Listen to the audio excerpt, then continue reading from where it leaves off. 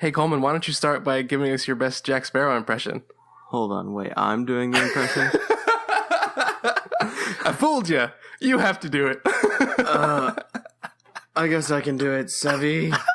I don't... I'm no... That's great. Oh my gosh, that was terrible. I said like 3 words. Put you on the spot. Yeah, you really did. You know. Oh, that was great. Yeah, that was the plan all along. Stop putting holes in my boat. I can't do it. Like I can do his actions better. Like I'm doing his weird hand motions while I say it, but that's all I got. I can't. Wonderful. So, are you gonna give us yours? Savvy. Oh my gosh. I never actually prepared one. I was always planning on just me fooling neither. you. So, all right, let's start this thing. Let's do it.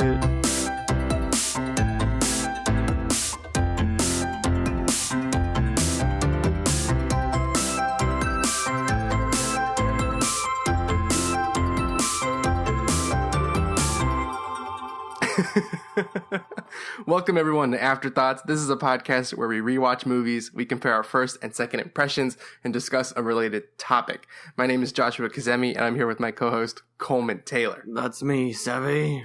So I'll work on it by the end of the episode. No, absolutely. I won't do that. So today we're talking about Pirates of the Caribbean, Curse of the Black Pearl, the original movie, in honor of the 5th movie. And I wrote a joke in the description several weeks ago at this point, but I'm really happy with it. I wrote, I don't know if you read it. I wrote, we're talking about the 5th Pirates movie, dead franchises tell more tales. Oh my God. Burn. Yes. Sick burn, bro. Sick burn. Yeah. Take that, multi-billion-dollar franchise. Yeah. So, before we dive into the plot of Curse of the Black Pearl, before we talk about it, we're going to dive into the plot. Dive into the plot. There we go. Here again, all kind of mixed up. I'm mixed up. Savvy. Did you just say savvy? Yeah, I did. Just whenever we want to. By the end, the word will have lost all meaning. So why don't you take us through the plot, and I may or may not hum the theme song while you're doing it. Okay. So there's the I don't know. Okay, let's oh my gosh, that is going to be so distracting. But all right. So we start with a pirate shipwreck, and there's a boy that's picked up, and he's got a golden medallion thing on his oh my gosh, I can't do it. I can't with you.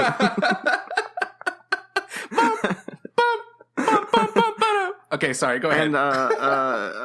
And this girl, Elizabeth Swan, takes the little medallion, and turns out the boy is Will Turner, and they take him in. They grow up in this town called Port Royal, where eventually Captain Jack Sparrow ends up... Sparrow, they pronounce it differently, it's weird. Anyways, and while they're all going about doing their stuff in the town, all kinds of crazy antics of trying to escape because he's a pirate after he just saved Elizabeth Swan, all this stuff.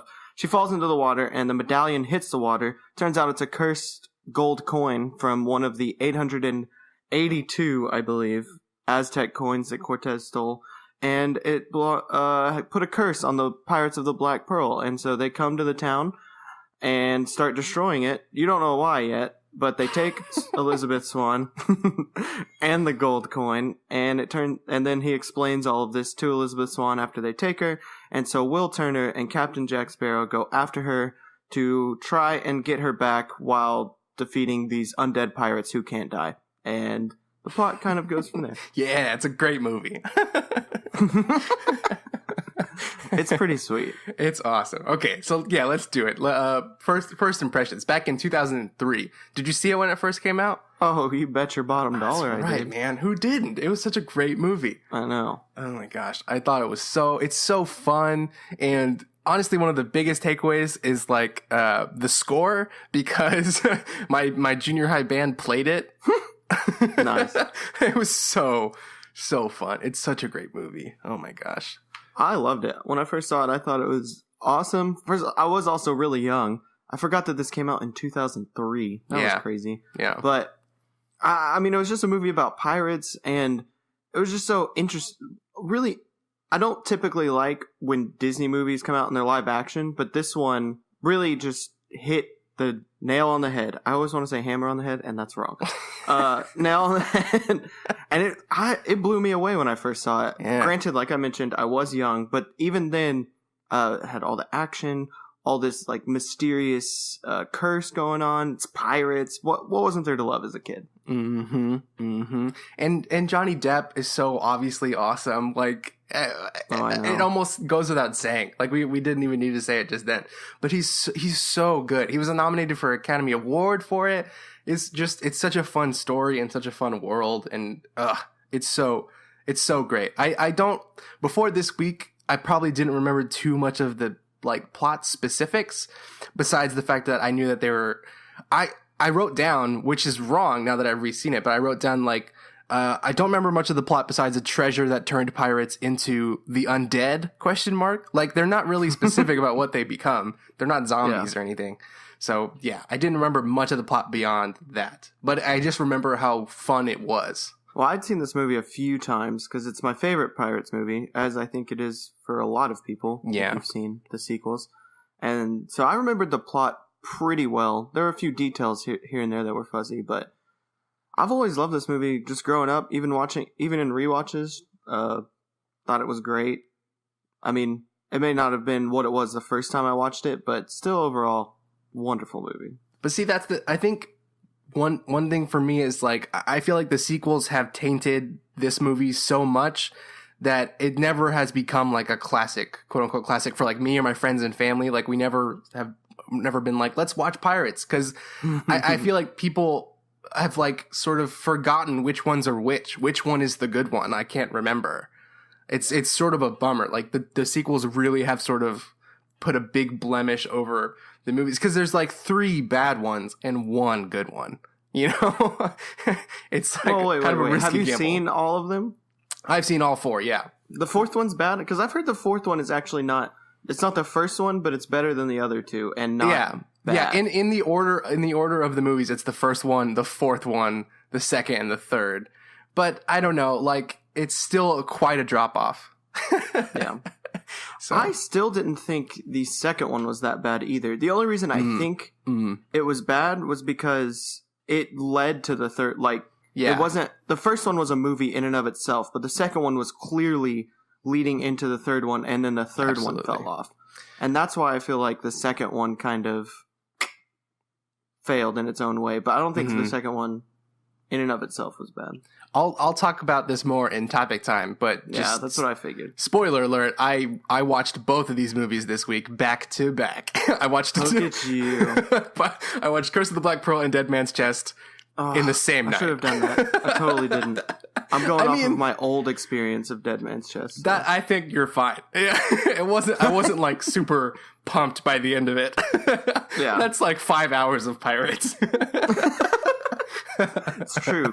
This movie is long, though. That is one thing. Yeah. Like, for a Disney movie, it is over 2 hours. That's pretty crazy for a Disney movie. Mm-hmm. And you can definitely tell by the end. And it's good. It's all rich, but it is definitely long. Mm-hmm. Mm-hmm. One of my favorite parts about this movie, from my first impression, like from 2003 to like today, it's like my cousin and I always love to just randomly like decide to say, best start believing in ghost stories. You're in one. It's like my favorite line of the movie. It's so great. See, I just thought that line was so cheesy. It's very cheesy, and that's why we like it. It's so fun. Oh my gosh. That's probably why I hate it then. It's like, oh my gosh. You could do so much better. Is it Jeffrey Rush or... It's just such a weird way to spell it. I've never known. Is it Jeffrey Rush or Joffrey Rush? I think it's Jeffrey. I'm not sure, though. We'll go with it. If he wants to correct us, hate us for saying his name wrong, he can tweet at us. That'd be cool. Yeah. Let's talk about, before we get into seconds, let's talk about the ride, the attraction, Pirates of the Caribbean. Okay. Because I know so many things about that. Do you like it? I've ridden it one time. That one time we went to Disney World. Oh my gosh. I've ridden it so many times. I've ridden the Disney World one and the Disneyland one several times. I think it's such a blast. It's so fun. I don't remember ever riding it before these movies, because after the movies came out, they sort of revamped them with Johnny Depp in them. And so I don't have any memories of riding it before that, but it's such a fun ride now. And I guess also I'll talk about more in the topic time, like the origins of this movie and the ride and stuff. But I think the ride is really fun. I just remember Captain Jack just popping up everywhere in the ride. That's about all I remember about the ride. Yeah. And it makes the movie more fun as well. They sort of like enrich each other, I think. Because there are moments in this movie that sort of reflect what the ride is doing, and then vice versa, I guess. See, I don't remember anything about the ride. All I remember is you're going around in a boat, and that Captain Jack appears everywhere. So doesn't really do anything for me. It's fun. There's moments like the scene where they're trying to get out of the jail, and they're trying to get the dog's attention. That's in the ride, and the boat's blowing up. I forget. You said the name of the island that they live on. I think it's Port Royal. Yeah, Port Royal. There's like, it tells that story, basically. They come, and then Jack is hiding throughout the city, and the boats are blowing up, all this stuff. It's all in there, and it's really fun. It just gives me the feeling of overusing Captain Jack, which is what I have with the third one. I guess. We keep going at a topic time. I know. Whatever. Let's go. Let's go into seconds. We'll get there. Well, what did you first before we do that? What did you expect to find when we rewatched it this week? Did you think it was going to hold up? I definitely thought it was going to hold up. I just didn't know how well. It would hold up.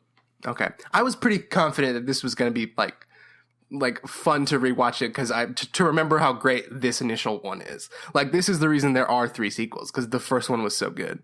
So I was just excited to rewatch it. Yeah. But let's do it. Let's do it. All right. My computer just went blank, so I was freaking out. Oh, shoot. All right. So, second impression. Mm-hmm. Still a wonderful movie. It's interesting because there's parts that shined even more this time. Okay. And other parts that are just like a little dimmer. Sure. So, I would say it stayed about the same overall in my mind, but there were parts I enjoyed more. And then parts that I was like, it's not as good as the first time I saw it. That's interesting. Well, what was your overall impression? Well, one of the dim parts to me is right out of the gate. Like, I think that opening sequence is not very good. And I just kept thinking like, oh shoot, it better pick up. And it really does. As soon as everybody's an adult, it's great. But just that opening part where they're on the ship. You didn't like the 2-minute opening scene? No, I didn't. Because they say the word pirate way too many times. And I understand it's the opening and you kind of have to a couple times, but they say it like every third word is pirate. And it just is too much. And the kid actors aren't super great. And it just doesn't, I don't like it. I think we could have just started right after that. I don't know. I don't like. Also, what's his name? I need to figure out what his name is. The guy who's on the ship in the beginning, who later we find with Jack and Will, he's sleeping on those pigs. What's his name? Gibbs or Biggs or something? I think it's Gibbs, but I mean, he's just there. Yeah. So he's in the opening. And you don't really explain how he went from being with, the British Navy to, a bum on Tortuga. And Elizabeth recognizes him, but that's all we get. There's not, an explanation. Yeah. And so, I don't know. The opening, I feel like you could have just lifted it right out. And it would have even made that more interesting if Elizabeth recognized him as, a former British Navy guy. But we're not expecting, a detailed explanation because we saw him earlier. I think you could just lift out the beginning, and it's a great movie. Wow. It's only 2 minutes. First 2 minutes. And I don't like the first 2 minutes. I think it's worthless. That's silly. But so then how would you want them to explain that Will didn't grow up in this town with them? They explain that anyway. If you lifted it out, they still sort of reference to it. So I feel like it could have just been in there as backstory that we never really actually saw. Or flashback, maybe? I don't know. You hate flashbacks. like quick flashbacks, like Mad Max Fury Road, where no one talks or says anything. You just sort of see the image of him as a kid or whatever, as they're saying it. Yeah. No, I don't know what that would have been. Yeah. For me, one thing that was even better this time around, which I did not expect this to happen, just because I thought it would just it was already great. It was just Jack Sparrow overall. Oh yeah. I thought. I already thought he's by and large, the best part of the movie. Absolutely. But just, paying more attention to his character, and even though he's a pirate, I was trying to notice how many times does he lie in this movie? How many times does he, not actually say his motive. And he doesn't typically, while he's very vague, he rarely ever flat out lies. He'll like he's almost always telling his true intention, even if it's in a blatant way and we don't really think he is.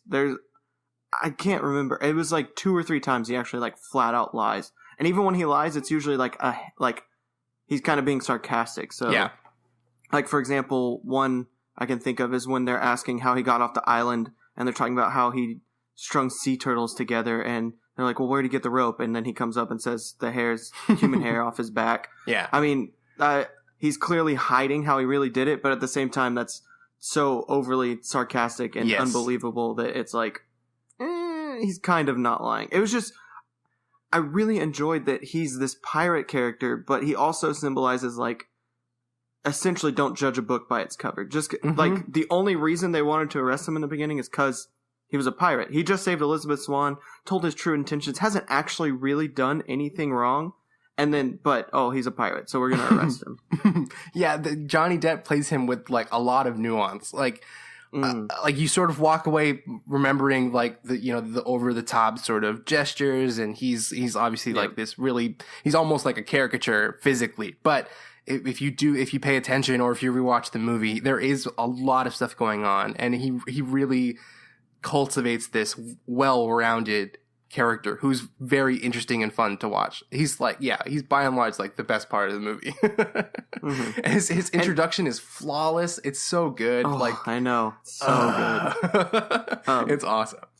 But like what you're mentioning, like Johnny Depp's performance and his like character and all of that is like what always stuck out to me. And this time around, was it like, is he just like performing it well, or is it also just this well-written character? And I just noticed how well written he was this time, which I didn't really notice before. Notice like what kind of elements they're putting into him and ideas, because there's always like, this fun character to imitate this, and he's just got these like, do we trust him? Do we not? He kind of had that going for him the whole time, but just how much they put into that character, both from a writing standpoint and the fact that Johnny Depp played him so well, was just awesome this time. And that was a big takeaway for me, just in general, is like how good the script is, like overall.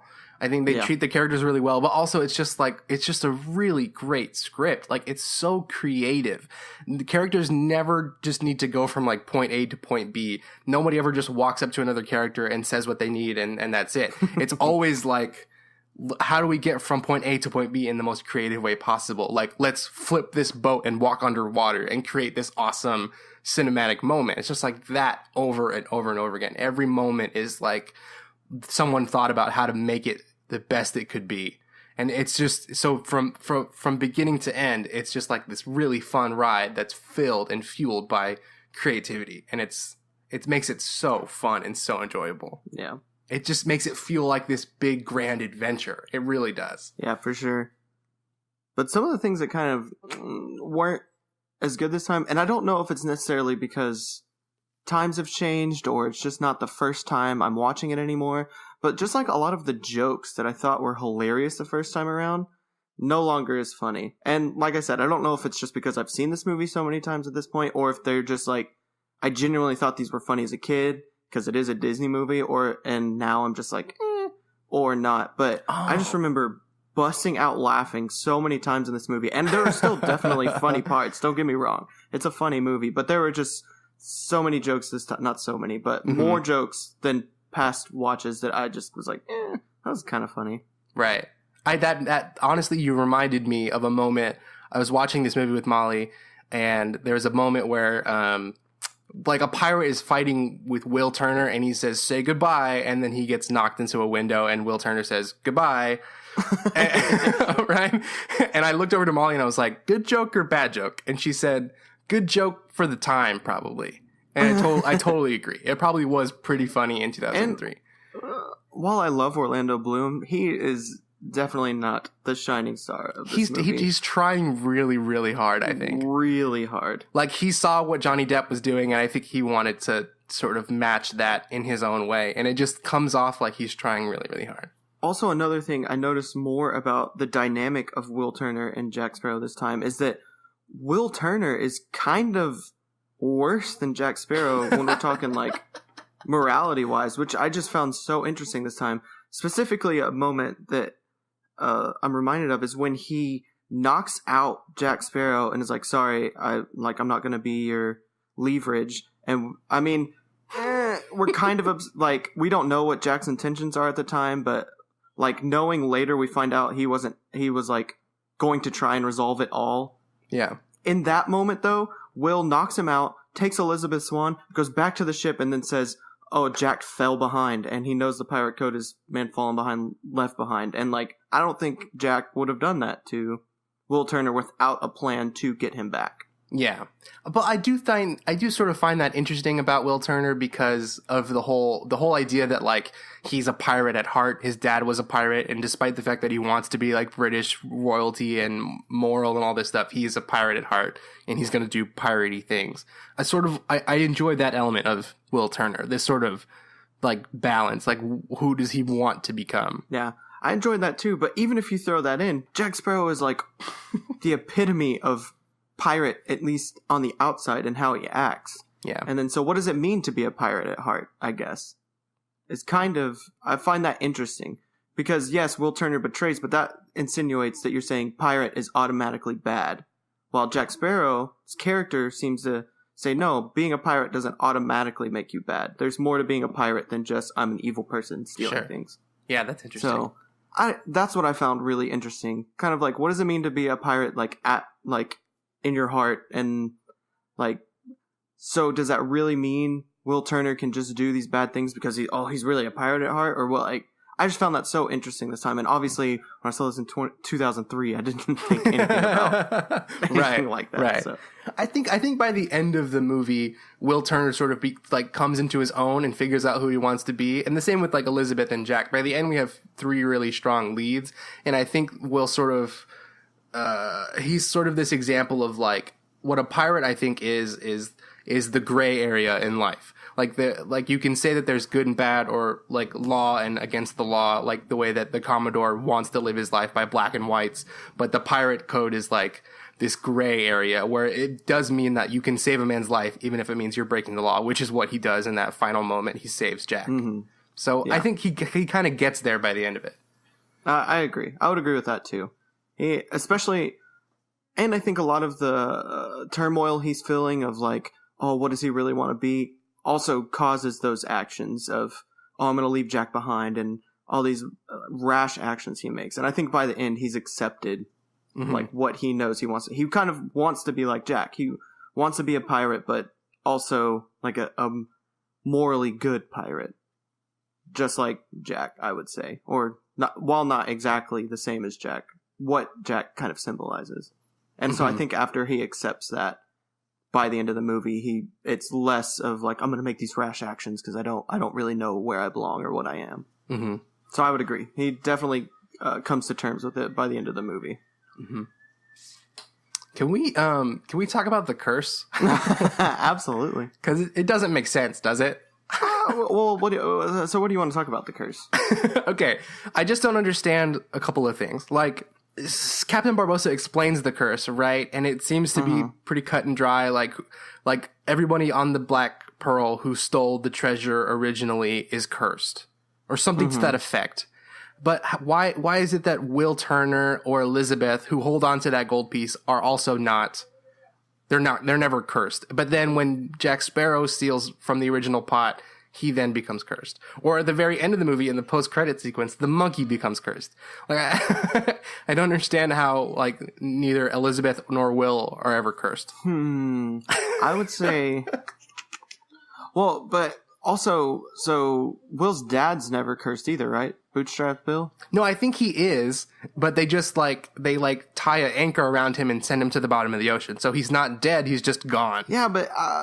And then we find out later in the other movies what happened to him. Right, but that doesn't make sense if he doesn't die, right? What, because of what happens in later movies? Well, I think he's still undead, but... Well, I guess they break the curse by the end of this movie, so he then is no longer cursed in the sequels. But I think he joins, like, the Flying Dutchman, so it's sort of like he just becomes undead in a different way, I guess. Maybe.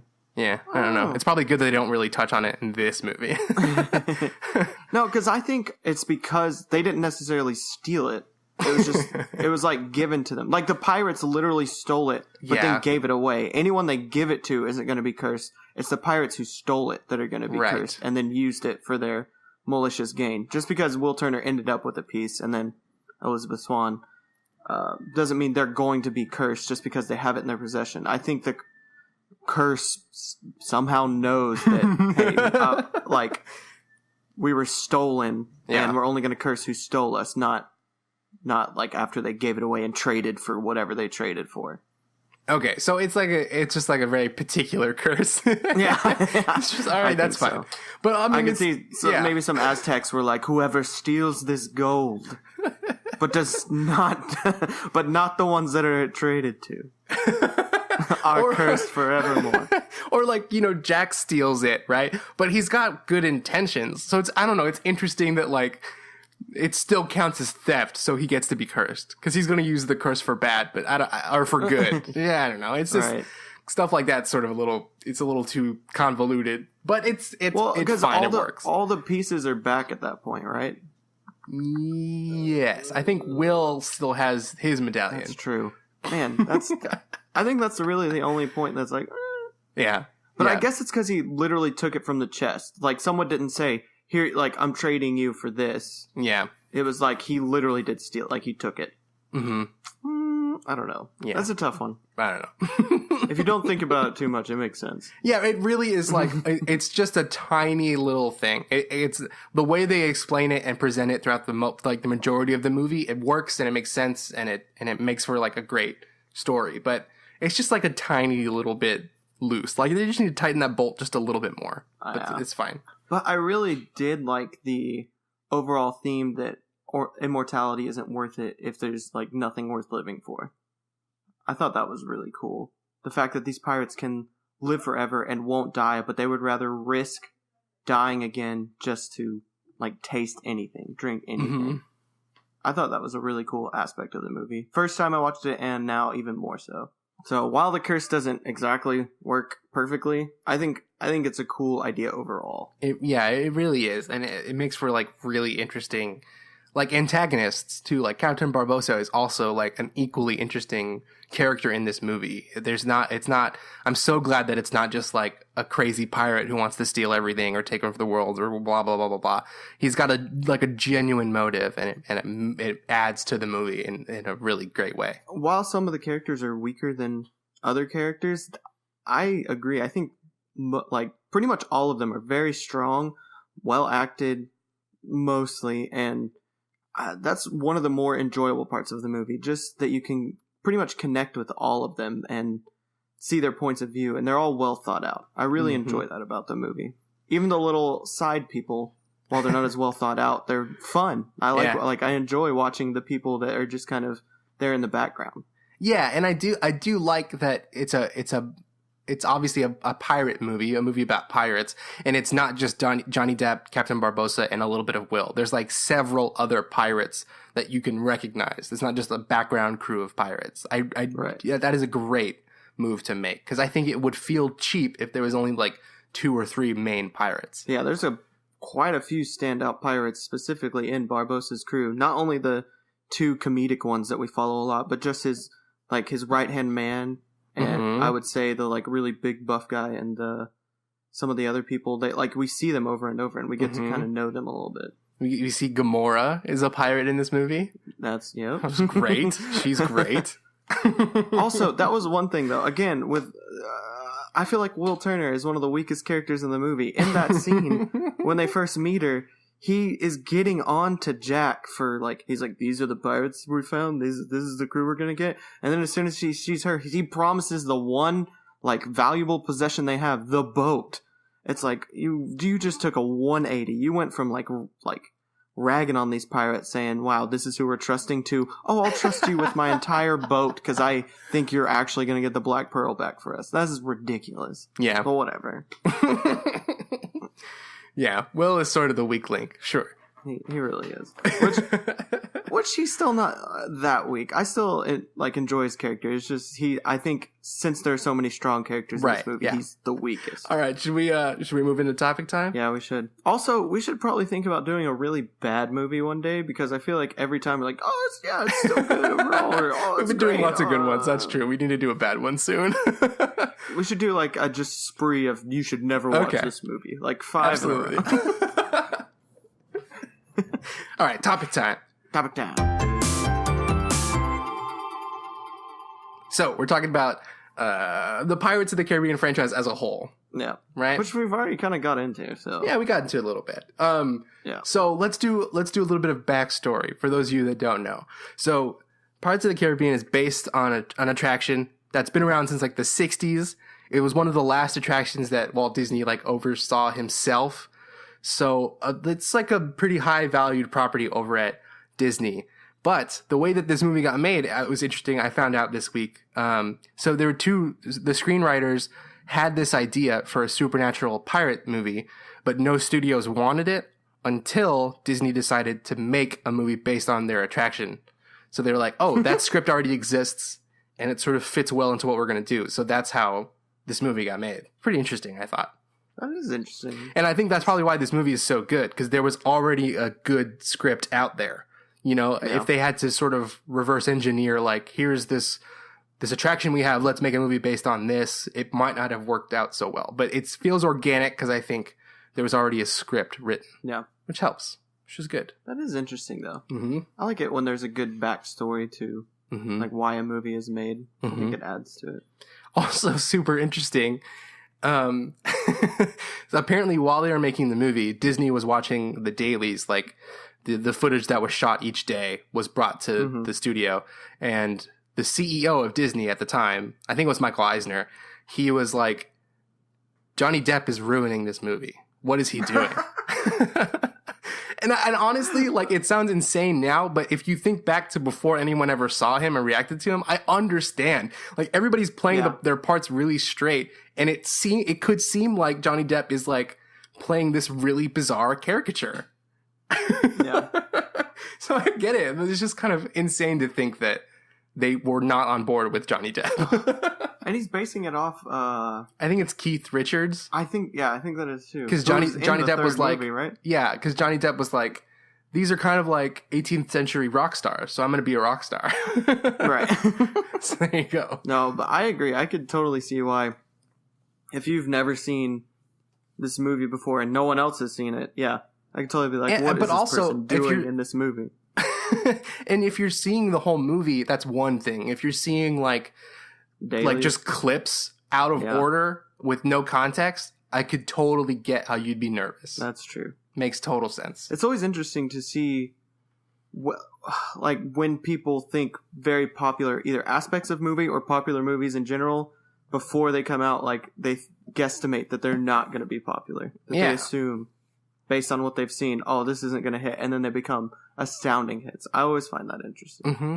And I guess there's something to say about the idea that really popular things that have mass appeal, that are mainstream, are also tend to be pretty polarizing. There are some people that probably hate Jack Sparrow's performance. Yeah.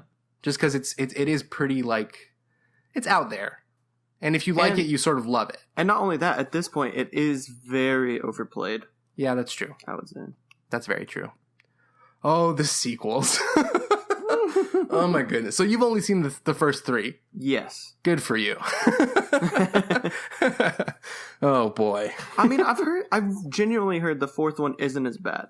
That it kind of brings it back up. Yeah, if you're hungry for more Pirates movies and you don't want to watch 2 or 3 and you've seen 1 a million times, 4 sort of does scratch that itch a little bit. And I feel like 5 is probably going to do the same thing. But it's nowhere near the first one. It's close, maybe, but not really. All right. Well, the first one is just so good. Yeah, it's just really, really good. Maybe not excited about it, but are you wanting to see the 5th one? I do want to see it. Nobody else I know wants to see it, so that'll be interesting to maneuver. But I do want to see it. But the thing that's confusing me about the 5th one, and it's such a small thing, but I just can't help myself from feeling just a little off-put by how they're advertising it as the final movie. But but I've also read that they're sort of, the producers are like, if it does well, then we might do more. It's not off the table. And one of the new actors, I forget his name, but one of the main parts of the movie, he has signed on to do 5 more Pirates movies. So it makes me feel like, is this the final adventure? It probably isn't.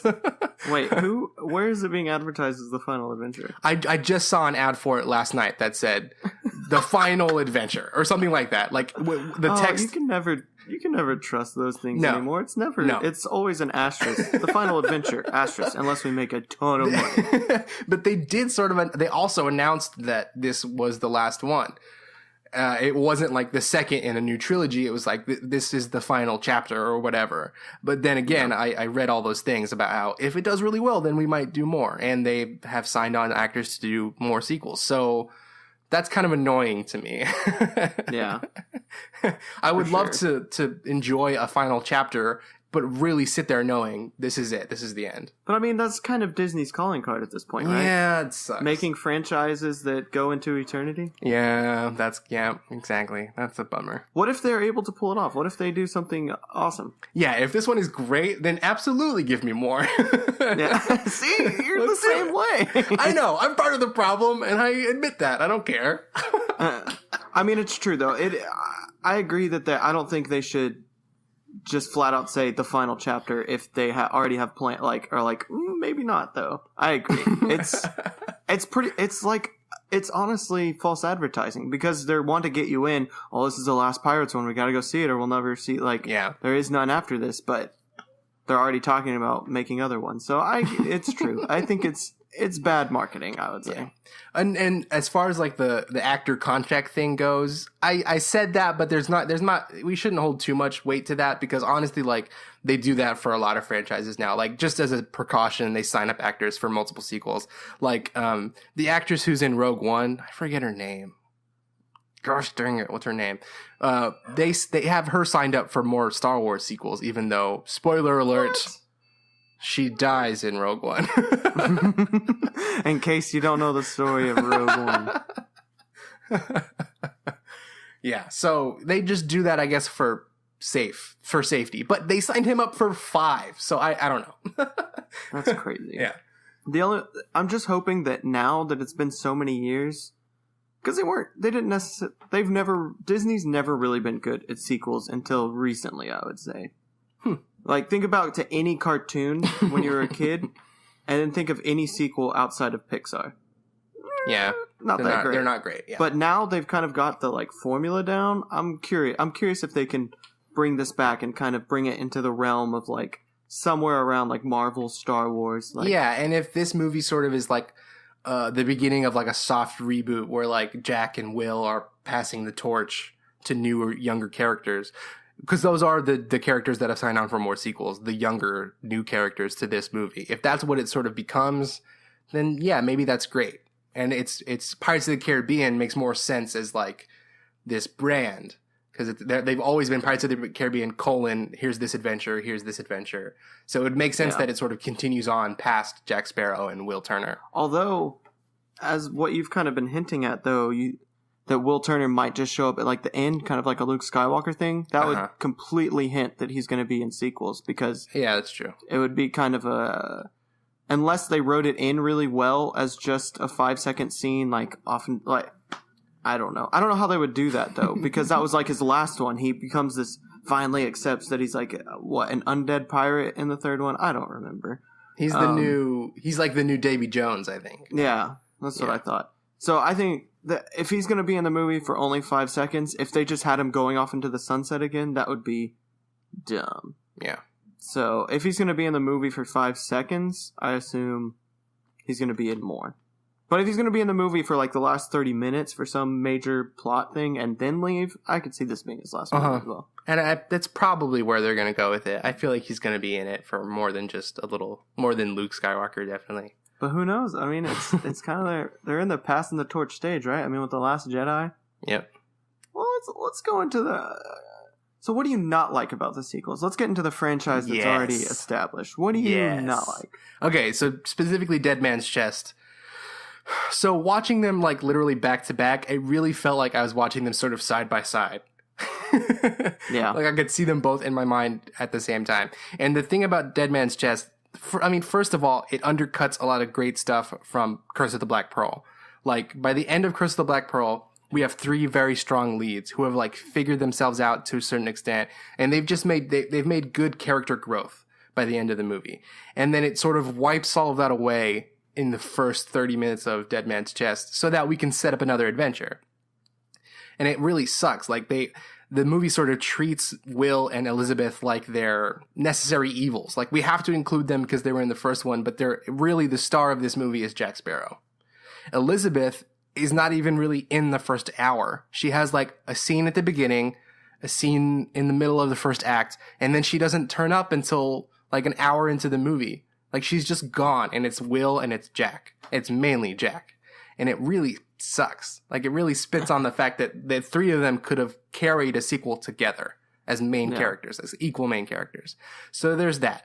Captain Barbossa shows up at the very end of Dead Man's Chest, which I think spits on the fact that he dies in Curse of the Black Pearl. Like I feel like it undercuts Jack's growth, like the thing that he was striving for all of the first movie. So there's those 2 things, and then there's just the fact that it's nowhere near as creative as Curse of the Black Pearl. Like I said earlier in this podcast, like the first movie is like, let's get from point A to point B as creatively as possible. In the sequel, it's like, let's get from point A to point B because we have to make a lot of money. And there's no creativity. It's literally characters walking up to each other and talking, walking up to each other and talking. Like the first 30 minutes of Dead Man's Chest is just setup. There's no fun stuff until after they've set everything up. And it's just a bore. Yeah. And I don't like that the second one is essentially just a setup for the third one. It doesn't feel like its own self-contained adventure. Yeah. Davy Jones is really cool. Davy Jones is really cool. He's so cool, and his organ is cool, and the performance is cool. All that stuff is really cool. It's just like not super well handled. Yeah.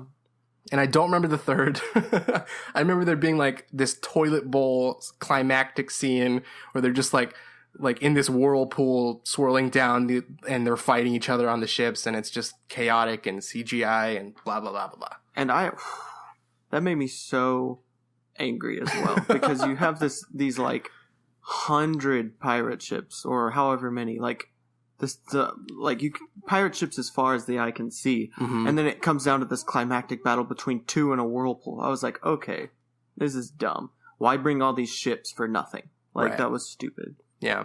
I was so frustrated by that. You don't even understand.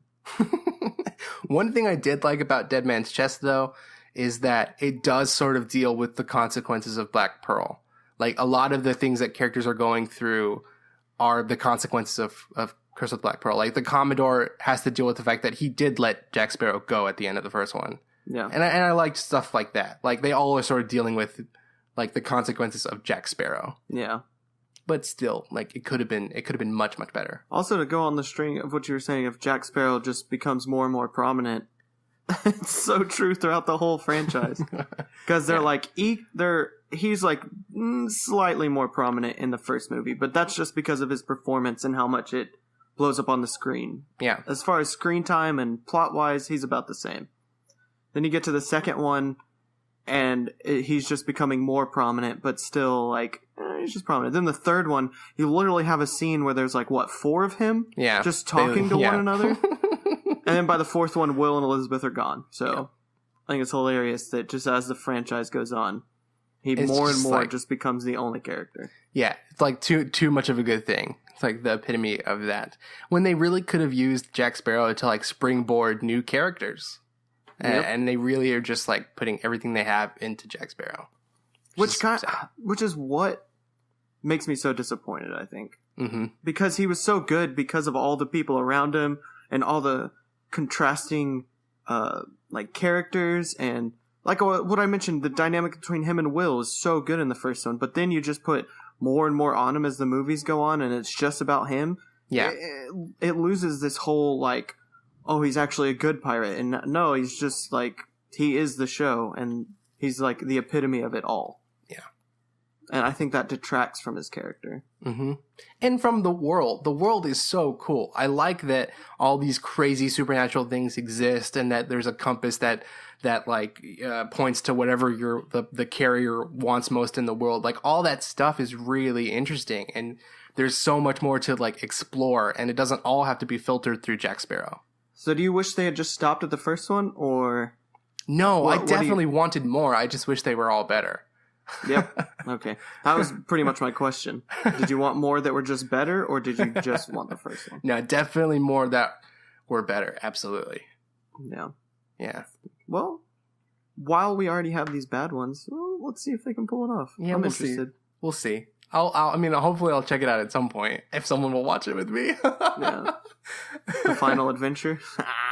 Yeah, right. Very funny.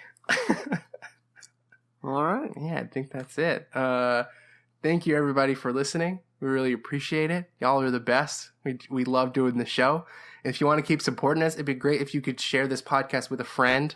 Just send them the link, or send them to joshuakazemi.com. All the links are in the description. You can like us on Facebook, follow us on Instagram and Twitter, and all that good stuff. Do that. That'd be great. Next week, we're talking about Superman Returns. So tweet at us what you think of Superman Returns, and we'll read your tweet on the podcast. That'd be great. Use the hashtag AfterThoughtsPodcast, and we'll find it. We'll find it. Yeah. I think that's it. Thank you everybody for listening. Yep. Thank y'all. We'll see you next week. See ya.